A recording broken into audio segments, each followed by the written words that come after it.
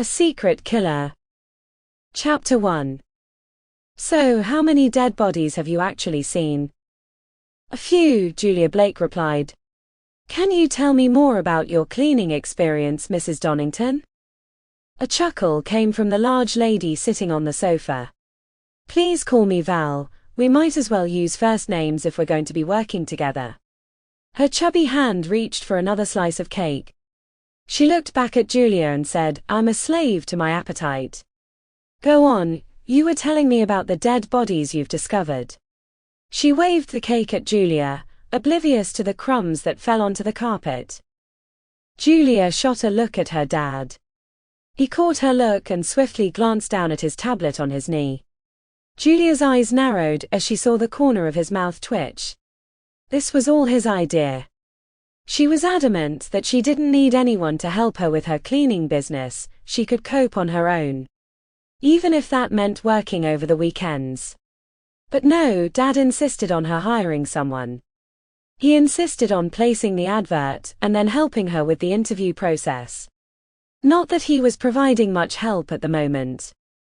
Julia tried again.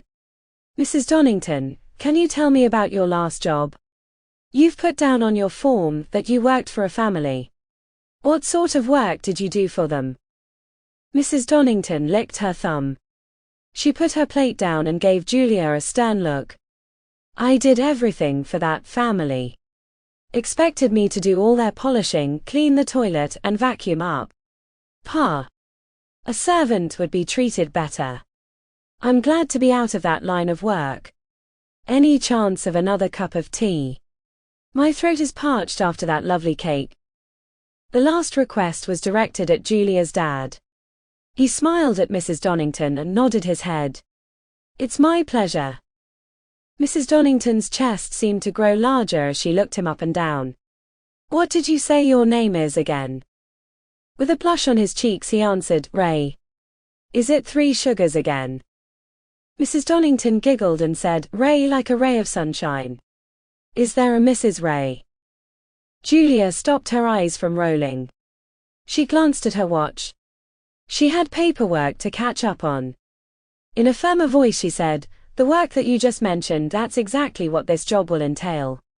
Are you sure you want to apply for it? Mrs. Donnington batted her eyelashes as she took a fresh cup of tea. Without looking at Julia she said, this job will do. I can't do Wednesdays, Thursdays or Friday mornings. No bending or kneeling and no reaching up too high.